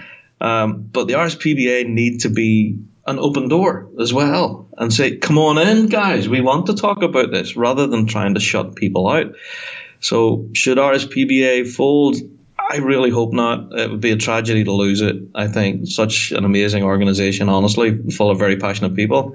But yeah, as far as bands paying fees, I don't think they should. So I have questions here before I deliver my opinion. Why is it a tragedy? Why is it a tragedy for something that is obviously defunct to be replaced by something that could be better? Because it's been such an institution for years. Yeah, like, but people in the UK are invested their lives in it, you know. People gaping hole in the back end. Easy. People, and I notice this might be like more of a regional thing, but it's like, guys, like you do realize that it takes so much longer, so much more energy to try to fix something that is inherently broken than to replace it. That's true. Like That's if they folded tomorrow, right? What would change? A dozen people could get together and they could make the fucking NRSPBA, the new Royal, or just the Scottish Piping Association, just SPBA, and you could do it. Like it's not like you're toppling Google, right? Like, like I've got fucking car wash chains in my neighborhood with more people working there than work at the RSPBA. Yeah. So.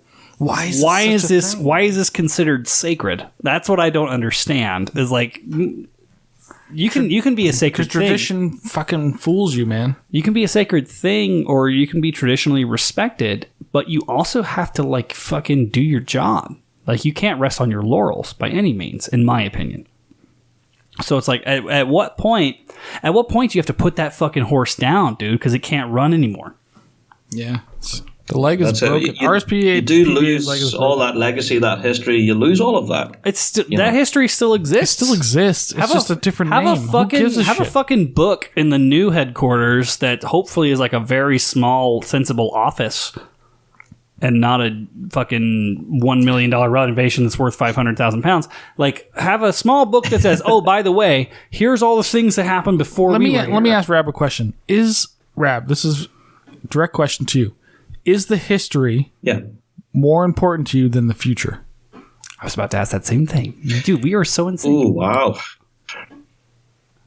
That's a powerful question. I really don't know how to answer that. I'm a goddamn genius, motherfucker. Warrior poet.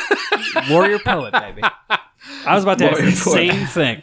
That's a very good question, and I really don't know. I can't answer it. Nothing's more important in the future. Most people would say the history is more important, and that we lived through this with the goddamn storytellers of the goddamn WSPBA meeting. Why do we listen? We're gonna get into that. Do we have time? Yes, we're gonna have a 4-hour episode, but we have time. Damn it, dude! This is how long has it been since we got to hang out with Rabbi? We're going long, baby. My opinion, the future is more important. Of course, the future is more important. Well, what because are you talking about, people? The future is an unknown variable. Yes, but 40 years behind me is not as important as 100 years in front of me. I would say 40 years behind me is not important than 5 years in front of me. Like, you got to keep in mind growth. Like, things fucking change. The only thing that matters is the future, in my opinion. The past is, listen, if we were hanging on to the past, we'd be like, these are all the cunts that are like Ronald Reagan, blah, blah, blah. Like, all right, Rab, you're going to. It's going to be a very U.S.-centric joke. Like, all the fucking Trumpies are like Ronald Reagan, blah, blah, blah. But listen, you guys are misremembering all this nonsense. And I'm pretty confident that the RSPBA pros people, like, which is Rab is people don't. I get it. We all hang on to. Listen, I love the 80s. I have nostalgia for the 80s like a motherfucker because that's when I was a kid. Yeah, but the 80s were shit. It's also nonsense. Like, if you really think about it, like, everything in the past was a bunch of ignorant motherfuckers. Today we're a bunch of ignorant motherfuckers from people 30 years from now. All the things that you're nostalgic about the 80s are like on one Styx album. Like, you don't have to. Or Poison. I love Poison. You're like, yeah. I miss the 80s when we had jean jackets and racism. Like, and cocaine was the greatest drug of all time. Like, no, you miss like weird hair and good music. Like, that's it. Like, nobody's going to attribute, like, 10 years from now, no matter what happens. Well, 10 years from now, if they don't fold and become something better, there won't be any piping in the UK, and you'll be doing the Worlds in Las Vegas, Nevada. Because it won't matter. But, well, it's part of the world, strangely enough. It is. But, like, you know, it's just, it blows my mind how short-sighted some of this is. And it's like, yeah, you've hit it on the fucking head, Sco, for once in your drunken lifetime. Are you going to drink that? That's 100 proof bourbon. Just keep that in mind before you sip it. Because it's gonna wreck you. You see that little bit that I? Yeah, it was a splash. That's proper. That's proper. Good luck with that, sir. Good luck. Yeah, Rab, I'll see you tomorrow. I think the important question is like, I don't think it's, well, the important question is the history more important than the future? Yes. No, I don't think it's one or the other. Right? You think it's equal? You still have the history. Yeah, the history never goes away. It never goes away. Never changes. Not nowadays, right? Like, it never goes away. It's always going to be there. People are still going to talk about it. The piece of shit HTML RSPBA website will live until whoever is paying the recurring hotmail.net fees dies. Like, it's not about either or. It's about moving forward, right? Like, I had the same conversation with the goddamn games when I came on in like 2013 as an actual operator of the games. Like, guys, we're not losing everything that was behind us. We still own that. We still get to keep that because we did it. You know what the proof of that is? Is how often you guys get blamed for the shit that happened back then. Dude, is there any more proof than that? How often we get blamed for shit that happened before any of us were even involved. You know why? Because the name is the fucking same. Guess what? Doesn't matter who's in charge. You guys get blamed for the fucking idiots that did it before. It's not either or. You can do something new and keep the history. I mean, did we lose all of the Desert Sky history when we changed the name to Las Vegas Pipeline? No, not even a little bit. We have all of it. People still keep calling us that cunt, fucking cunts. So I think it's and rounding this point out so we can fucking move on. Like, that is a common argument that will be used to save something that's already defunct, right? Like, the Titanic was not a good ship. We wouldn't build another ship like the Titanic. Never. It was all right whenever it left Belfast, though. Like, if we had to build, we're like, oh, here, let me tell you what. If someone said, hey, I'm building an exact replica of the Titanic, no modern technology, no nothing, are you going to fucking sail on it? No, because it wasn't a good ship. You need a new fucking ship, man. Does that mean we dislike the Titanic any more or less? No, but as far as ships are concerned, wasn't the fucking greatest because it sank. Either through build error or operator error, doesn't really matter because it sank. Yeah, fair enough. So now we have an either build error or an operator error on a goddamn association that has sunk already, and no one seems to fucking want to admit the fact that they're screwed. Just make a new thing. It's not that fucking hard. People do it all the time.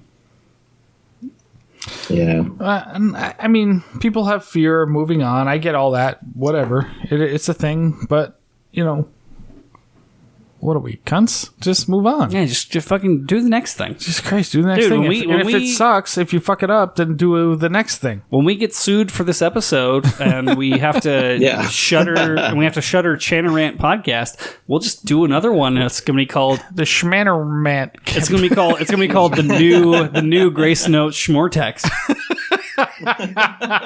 We're going to be the Big Schmab podcast. The Big Schmab. The Big Foucault show. So, yeah. Now that we're done shitting on RSPBA, I hope. Yeah, let's move on to something else. Let's shit on our local. No. Rab, would you like to shit on the WSPBA? I would like to describe some of the differences to Rab. So, for example, we have a lot of associations in the States. The governing body that we operate under is the Western United States Pipeline Association. They have like 14 branches now. It's so ridiculous. All run by volunteers. 100% volunteer organization. Correct. And today was last night was the games sponsor meeting, which I attended. Did you? How'd that go? I have thoughts. Okay. And then today was the AGM. For the bands and members or whatever. Are you trying to get me to look at something? Is there a note that I'm missing? No. Okay. I was just asking. So, starting with the game sponsor meeting, it's not attended by game sponsors. Who was there? It's the piping and drumming chairs, ideally, of Representative Highland Games, which I think is an issue. Because you have a game sponsor meeting because every person as an event that is sanctioned by the governing pipe band association. I have the fucking weird ethereal we that is the Las Vegas Highland Games. We have a membership to WSPBA as a games that pays them money for nothing in return. So I got to attend this meeting. Buggy didn't even know about it. They didn't even fucking contact him. I was texting Buggy while I'm on this. He's the intended audience. He is the intended audience. So he's our piping and drumming chair. You guys remember when he came on the show 100 episodes ago and ripped us a new one? Yeah, for calling what's his name? Mm-hmm. Yeah, that's Buggy, and he's the best at what he does. So I attended this meeting instead, and it was very interesting to me because it was very much a microcosm, right? Like the Western United States Pipe Band Association has no idea about the bigger picture of a games to which they are very responsible for outside of just piping and drumming. So the lens, and I've seen this a lot because the athletics do the same thing. They only look at the event through the athletics lens. The fucking Highland dancers only look at it through the Highland dance lens, etc., etc. So I found that during this meeting, I'm like, guys, like, I understand what you're talking about, but you're talking about like 200 to 400 people who are pipers and drummers potentially competing and participating out of like 11,000 people I need to come through my gate to make sure I can actually do this event again next year. Yeah. And so I thought it was interesting because I'm like, man, like, I do think they should have meetings with the piping and drumming chairs to go over this, like, this fucking slideshow, dude. There's now an office of, like, strategic planning for games organizers. What? This all sounds fascinating, Josh. Dude, it is a fucking... we talked about this. It's a bureaucracy machine, right? Like, yeah. Associations create committees faster than fucking rabbits can create more rabbits. Yeah. It blows my mind. More like, red tape. It's like, guys, you need like five people to run this. What the fuck is going on? So I'm sitting on this meeting where they're talking about how like we need to have QR code scanners so that registrants can get in faster and blah blah blah. I'm like, guys, nobody's gonna go for that. Are you fucking insane? Like, do you have any idea what that would cost? And of course, no, because they're only talking to the fucking piping and drumming chairs. They're talking to the fucking people who are actually paying the bills. Put the dubstep on, Andy. No, I don't. I wish I had it. I don't need the dubstep. So, let me put it this way. The good news I have, in short, is I'm really glad that our volunteer association actually is like using technology, and we did a couple Zoom calls, and while they were very inefficient, it was nice to hear something. It was nice to have people involved. I think that compared to the past, where if you couldn't afford to take a weekend to go to wherever the AGM was, this is a good way to do it. Seems like a way better way to do it. Under the Future and MacLellan administration, all AGMs will be free and take 90 minutes. It's just a lot of inefficiency. I mean, it's the same thing you guys are dealing with. It's just that we're not also getting fleeced to do it. Yeah, at least they voted to like push our fees to next year, which is genius. Considering at least they have a bunch of money in the bank. At least they have makes fucking sense. They have the band's interests at heart, not maintaining their building or their staff, because they have no building, they have no staff. Right. It's interesting. Yeah, it's interesting. I think RSPBA, especially the local branches, the Lothian and Border, the Northern Ireland branch, there's tons of different branches within the UK as well. We've certainly learned a lot of lessons from you guys in the States about keeping a financial buffer there, but also having folks involved in meetings, as you say, Josh, opening things up online so people can tune in and raise questions. It's something that we're not doing here, and we really should, Well, I mean, don't get me wrong. We still had the, of course, comedic level of people starting to talk before they realized they were muted. That was fantastic. A social media / press chair that admitted that they don't use social media at all. They don't do the book face or the my Twitter or anything. I'm like, guys, for fuck's sake. I've got a MySpace page. A group of people that were excited about having like 16 impressions over the year. Or no, 1,600 impressions over the year. I'm like, dude, if I don't get that in a month, I'm furious on the business pages that I manage. Like, what are you guys? You have to. What? I don't know. What can I do, Fusco? I feel like I've got kid gloves on. The thing that came up just within the last couple of days was I was invited to WSPBA's newly created Instagram page.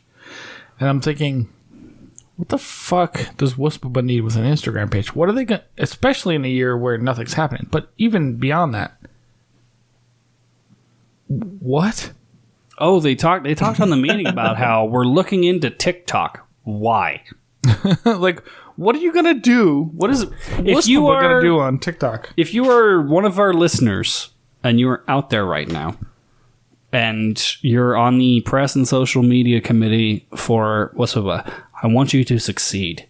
Literally call me or email me. You have my information. I will tell you the things that you need to do. Strangely enough, trying to crowdsource TikTok content is not something that you need on your fucking schedule. No. Fucking channeran@gmail.com. Email, I'll forward it to my fucking personal. But for fuck's sake, guys, you have people that do this professionally in your fucking network. Use us. Use us! God damn it, I have nothing else to do! Use Josh, I have no interest in any of this. I have nothing else to do but study renal failure! I want no part of any of this, but you can certainly call Josh. Yeah, just for fuck's sake, man. I mean, this is prior to my run for Prez, obviously, but... Mm-hmm. Next year, Josh is going to run for president of WSPBA. I can't wait to see this go down. I am. I'm running... I have a solid platform. One thing I thought about asking when at the WSPBA meeting is like, I would like... it crossed my mind, but I'm like, I'm just listening. It's 8:30 in the morning, and I really don't care that much. But I want to know... What is your purpose? I want to know from the board. What do you guys think your purpose is? What are you trying to accomplish here? What do you think the reason is for you existing? Why do you exist, and why? What are you trying to do? Here's what I don't think you guys understand what you're trying to do. I don't think they know. There are a couple wins from this, and I can tell somebody is listening because there's a couple things that are great. One, the fact that they had a fucking Zoom meeting instead of an in-person meeting. Great, people can actually attend because we can't all drive to Irvine or fucking Utah on a whim to sit in a fucking conference for a day. Granted, I don't know how our online AGM cost $2,400, which was on the operating statement. I don't understand how having a Zoom meeting costs that much, but it's you pick your fucking battles, right? Like, yeah.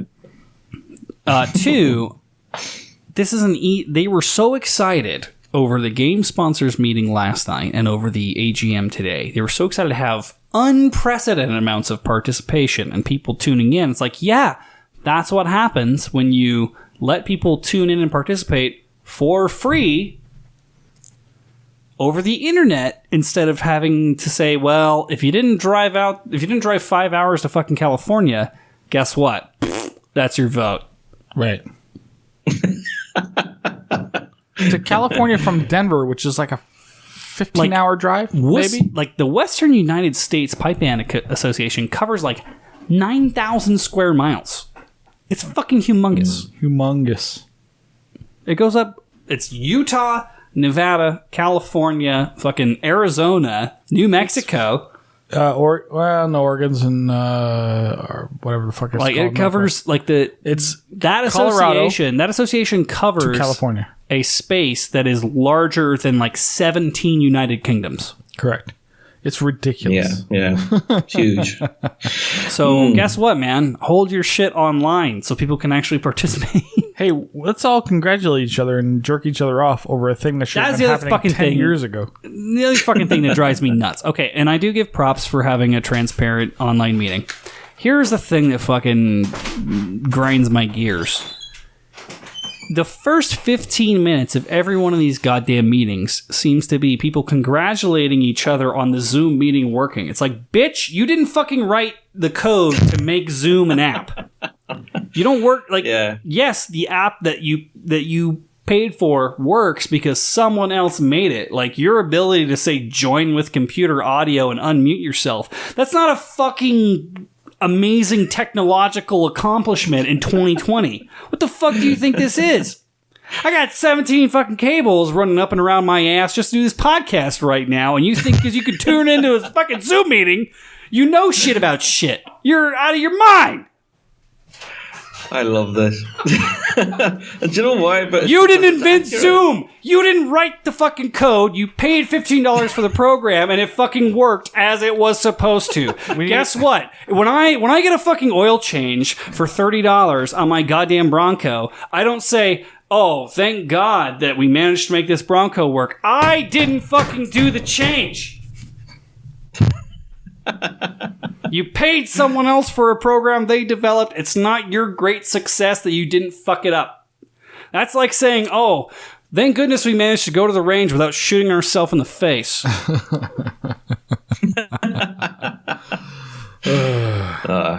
The scary thing is that that's completely accurate. You know, not just for meetings with with RSPBA, but also for over here. Exactly the same thing. You know, oh lads, isn't it great that we were able to meet together and talk? Ah, sure, it's great, brilliant, right? I'll see you all next month. Class, see you all again. Bye. Chanaran@gmail.com. I will tell you how to fucking work your video software, you dinosaurs. I'm not even being a millennial anymore. I'm 30 in a month. Like, You're still a millennial regardless. but it's like, dude, like, fuck. Could you imagine going back to the beginning? Can you imagine if I tried to apply for a job and I'm like, well, I'm very qualified for this, but I don't know how Zoom works, and I also can't attach a photo to an email. They'd be like, your ass is fired. Fuck off. You're not doing this. Versus the sheer amount of people that I've had to work for that don't know how to fucking do anything. Anything. There you go. well, So, guys, can I? Yeah, I was going to possibly suggest we can maybe try and cheer some folks up. Yeah. I think this episode's been a lot of suck. Yeah, we need to do some bright side. well, suck in a bad way, not in like a blowjob kind of way. But so, Rab, Yeah, let's not go in a with good way. Rab. So I'm gonna Rab, give, let's go to blowjob. We're gonna introduce a new segment, Oh boy. and this is Rab's Happy Corner. Rab, are you ready? Oh, You're gonna talk about all the things that are Okay, great, and I've got some music for you. Are you prepared? sure. Let's send it. Welcome to Rab's Happy Corner, Rab. Hello, hi. Can I just say, first of all, before I came to chat to you guys this evening, I wanted to mention, shout out to Wasatch. Oh my god, what an incredible show! Dude, it was and a so shout good. out to Bethia and Eric, you guys absolutely knocked it out of the park. It was absolutely incredible. Did you guys watch the show? I think you did, didn't you? Oh, yeah. What did you Are think? you kidding? Yeah, it was the best part of my day. The best thing was I did all amazing. day was heckling those motherfuckers. It was You great. actually didn't heckle that bad. You were pretty tame. That was tame. No, it was a great show, man. They fucking nailed it. It was brilliant. And even, I think that was my first time hearing a live band in months. And it was, simply brilliant. You know, they could have played Three Blind Mice and I would have cheered. But they didn't. You know, they played some huge big sets. Like that Pembroke set that they played their medley, they played their MSR. A lot of big music in there. And they handled it very well. So, yeah, just wanted to give them a shout this week. On a positive note. No, there you that's go. that's Shout out to these definitely guys. that's definitely the win of the week. 100%. 100%. Yeah, have to agree. Outstanding. It'll be next week by the time we get to it. But it was a great show. Like the technical aspects were handled well, but Thea and fucking Eric nailed the emceeing, even though they were nervous. They nailed it. Oh my god, were they nervous? Yeah. It was so funny to watch. They were nervous, but they nailed it. They were like eyes right into their cards. Well, it's hard because like try to imagine doing that, but there's no audience, right? But they had cameras to talk to. You could have talked to the camera. They did not do that. How, like, dude, we're old hat at this, and we still don't talk to the camera right. We talked to the mic. I think we do. I think we could have done a better job. They should have hired us to MC. That's my opinion. I think that Thea and Eric did a great job. I thought the band sounded good. Thea did great. Eric was a cunt. I thought the band sounded good. I do wish that during the one portion where they were leading up and the guy sitting there with the fucking drum. Oh yeah. How funny would it have been if like they just finished the set and he just got up with the drum and left and just never played it. That would have been great. That concert was fucking awesome. No, it was a good job, man. They did a good job. That might be the win of the year at this point because there's nothing else. What else? Yeah, what else do we have to look forward to? No, they did a great job, man. We donated, and you motherfuckers should too. Yeah, I'm gonna be really mad if we're the highest donation because we didn't donate that much money. Yeah. What was the thing? If somebody donated $200, Rab was gonna sign it. Yeah. So if someone donated, and I'll keep this going for now. Like if you donate $100 or more, that was $200. Let me finish, fucking asshole. Right. If you donate $100 or more, we were going to send you a shirt free. If you donate $200 or more to Waking District Pipe Band, Waking District, Wasatch. I'm sorry, Wasatch. Yeah, if you fucking Christ, why is everything in district? If you donate $200 or more to Wasatch and District, then we will send a shirt to Rab first so we can sign it, and then we'll send it to you. Right. Perfect. Yeah, I'm up for that, man. So check 100%. Out the Wasatch and District Pipe Band page for their donate link and send us, just email us, chainaran@gmail.com. Email us the proof that you donated, and if it's $100 or more, we'll send you a shirt. If it's $200 or more, we'll send Rab the shirt first to sign it, then we'll send it to you. Rab, don't jerk off in the shirt when we send it to you. Or do. It might be worth more. Does that make it worth more or less? Depends on if it's a black shirt. Big white stain across the black. Yeah, because it's not going to show up as well in the red. I don't know about you, Rab, but when I jerk it, it comes out this color. Dude, I would get that seen too, man. Go and see a doctor. I wish I could afford to, Rab. I wish I could. That's right, because you just have to pay for that shit over there. Yeah, I know, like a bunch of assholes. Yeah. So what else is in our Big Rab's good news of the week? Well, I actually just wanted to play a game with you guys. You know, the win and fail of the week and all that, and the try of the week. I haven't got a chance to do that with you guys yet. So, have you got a win, fail, try? The win is definitely okay. Let me stop the music. The win is definitely the Wasatch. Pipe Band concert. That was my favorite thing I've seen all week. I think the try, in my opinion, and I'm open to conversation on this, is the RSPBA AGM, because I feel like they actually tried to use a new platform, and aside from a few people that couldn't figure out how to unmute themselves, it wasn't terrible. My brain is still mush, but it wasn't terrible, and I think they should. It'd be a lot easier to do that quarterly and then have a very short AGM than do an entire day of fucking chatting on Zoom. Yeah. And then my proposed fail is the RSPBA for 5 years. There you go. I would say that's pretty accurate, to be fair. Yeah. How do we feel? Does anybody want to contend these points, or do we feel like we're pretty much on the same page? No, win was definitely Wasatch. The try. This is a good question. Another win was, I don't remember if it was the Southern or the Desert Branch president's proposal, but it was definitely when Kevin Conquest had to speak. Here's the thing that was funny about this is, God, I love that man. It became so blatantly apparent how incredibly competent that motherfucker is, because he spoke and he was like, hey, he's like the exiting president of something or other. I don't know what the fuck. There's so many committees. I don't even know anymore. But like, not a single not a single like, I don't know what I'm talking about. 100%. This is what I'm saying in 30 seconds or less. It was great to be here. Thank you all. I appreciate that I got to do something, blah, blah, blah, whatever the fuck he said. It was like so brilliant. Just like a normal, eloquent human. He was an eloquent human being, and he had no fumfering, which I fucking hate fumfering, especially if you're fumfering for Do you want effect. to describe fumfering for our international audience? Fumfering is like what is fumfering? it's like this whole like it's like this. It's like a hem and a haw. It's like a hem and a haw, but like for effect. It's not even reality. It's like do your best bumper. You got this. let me think. So make an address to Rab using your best. I'm not quite getting this. What's a bumper? Fumfer is like this. Let me think this through. Okay, it's like this. All right, members of the WSPBA. I'm really in tune with what you guys are telling me. This is making my hair stand up, dude. Okay, I get it. Tons of ums and thoughtful pauses. Thoughtful pauses and ums, but not at all. And you know what that signifies. Incompetence. Yes, but 1, lack of practice. 2, incompetence. 3, you can't read without sounding the words in your head. Mm-hmm. Especially when you're reading a statement. Like a read statement should be, play with this new Tire silent partner, Granite Ethan Maxwell. Like, you just read through it, but you get people who are very used to having to mouth the words in their head while they read. And it's like, I wrote this, but I'm not really sure what's happening.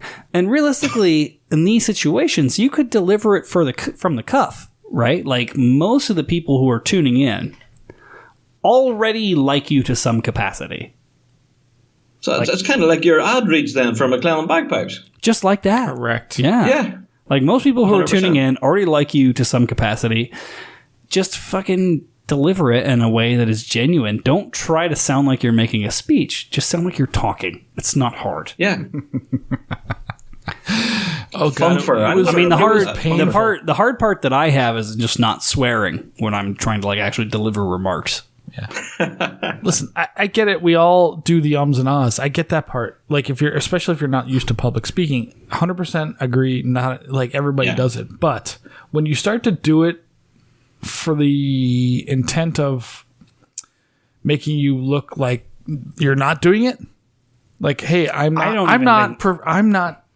good at this. Like, I don't even think that's the. I guarantee you. I think there's so many people that do that. Like, so many people in the meeting today were like, "I'm not a public speaker." Like, many of them aren't. There's very good chance. Like, but a lot of them, you guys have been doing this for a while. Like, it's like, okay, well, you did a podcast for a long time, dude. There's a whole lot of ums and ahs you don't have to do. It's an extensive thing of like, let me set the bar low before I start.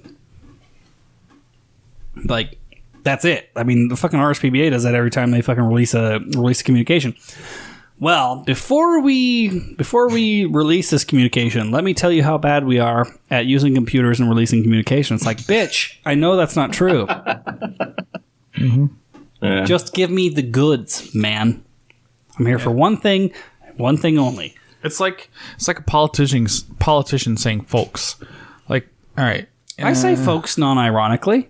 No, but I'm not talking about you. I'm talking about politicians. Granted, if I go out of their way to be like, we're down home. Like, you're going out of your way to like relate to us. Don't patronize me. Patronize me. Yeah, that's not what matters. It's just, well, you can patronize us at patreon.com/Chanarant. Absolutely. But also you can patronize Big Rab too if you're keen. If you want to. I'm a Big Rab if show. You want patron. to patronize us, yeah. I'm a Big Rab show patron. There's good shit on there. Yeah, man, he does good shit. I like and he doesn't fumfer. He just fucking tells you. He doesn't. Yeah. So for me on the West Coast, we call it hemming and hawing. Yeah, we call it fumfering in the East Coast, Northeast. But yeah, no, it's just, dude. I don't know what got us down this track, but I don't know either. It was a rough fucking day of fucking Zoom meetings. Yeah. It's a rough day of that. I do have a generally positive attitude coming out of this, though. I have a generally positive attitude. I would have if Kevin was still in charge. Well, no, I have a generally positive attitude of like, it blows my mind because like I spoke up last night. I'm like, hey, like here's what goes through my head, and they're like, oh man, no one's ever told us that we're a microcosm of a very large thing before, and then we have to kind of work hand in hand to make each other successful. I'm like, dude, what the fuck do you think a games is? Like, I got athletes dropping fucking hammers on their head. I got fucking people in the parking lot, shit-faced, broken beer bottles and all this crap. Like, yeah, piping and drumming is like the least of my fucking concerns. It's expensive. Buggy runs it incredibly well. Why the fuck is he not in this meeting? He should be running the old goddamn association. Like, how do we have an office that is coming up with the best practices of how to run a piping contest, and Buggy's not that person? Because they did not fucking communicate. Nobody does it better than Buggy. But you gotta communicate to people so they know that they're fucking supposed to be there. So I texted him, and he was like, I didn't even know there was a fucking meeting. And so I was like, are you going to come on? I'll send you the link. And he's like, I just woke up from a nap. I'm going to try. He never made it. But this is what Rab's talking about, though. Like, this is what happens over there. Like, nobody fucking knows about it. Whether it's intentional or otherwise, doesn't matter. The end result is the same. I think the frustrating thing nobody knows what's going on, and we're all fucking... And then they blame the bands for not being participant, getting involved when you don't tell anybody what's going on in a repetitive manner. Like, it's nonsense, dude. The whole goddamn system is bullshit. Tear it down, kill the queen. That's my statement. Tear it down. You know the queen doesn't have a lot of direct involvement. No, she has nothing to do with any of this. But listen, you should still get rid of her. Going into final thoughts, we're gonna do Rab first, and then Fuko, and then me. Rabby, final thoughts. And we're going to hang around after. If there's anyone in the chat that wants to chill with us, Patreon people, you can stick around for the post show by becoming a patron at Chanarant, or patreon.com/Chanarant or chanarant.com/support. But yeah, Rabby, final thoughts. Final thoughts. I think 2020 has been an absolutely terrible year for bands, and it's just gone from bad to worse. I think it's through no fault of the bands themselves, but it may be the fault of powers that be. Not entirely sure. Honestly, though, I just want to say thanks, guys, for having me involved in the episode. I think it's a topic everyone should be talking about. Some people are scared to talk about it, but honestly, you need to, because it's the future of our piping world, essentially. And if we're not getting involved in it, then we're part of the problem. So, yeah, get involved, let your opinions know, and, do what we can to try and keep our piping world moving and keep it afloat. Is that your final statement? Just an that was a big one. Just an exasperated sigh. Here we are again. My final thoughts are these.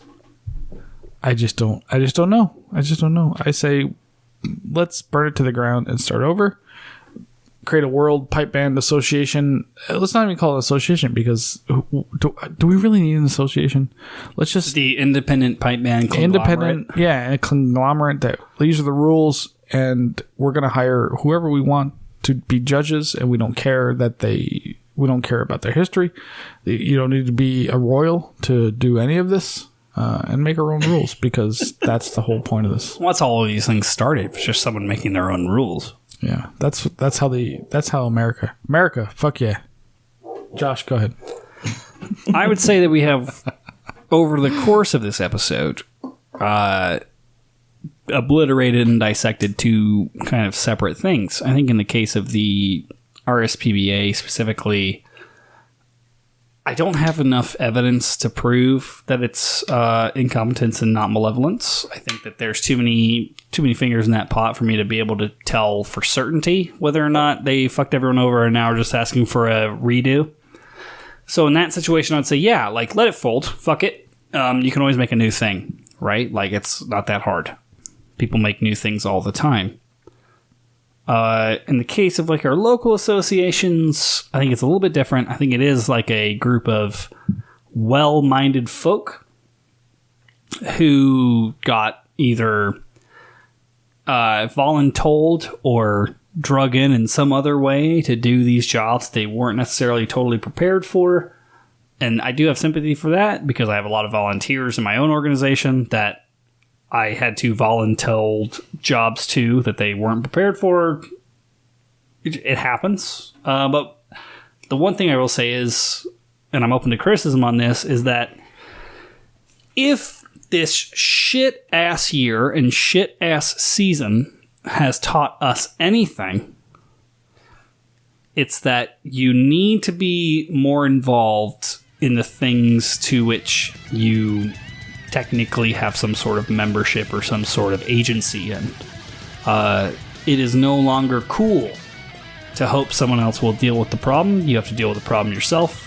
You have to get in there and fucking anger people and do things.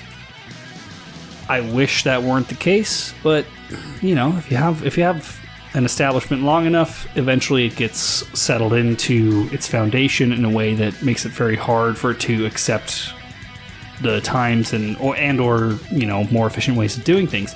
So there's blame on both sides. There's blame on the people who weren't trying to make it better at the top, and there's blame on people who didn't want to be involved and just hoped it would run itself if they sent it $20 a year or whatever at the bottom. And that's what I'll say. Hear, hear, sir. Huzzah! That was a bit of a soliloquy, but we're gonna stick around with Rab after the show and hang out for as long as his wife is willing to tolerate him drinking in his studio, in his garage, I'm assuming, by himself. But Babe, the kids have to stay outside. Babe, kids can't come inside.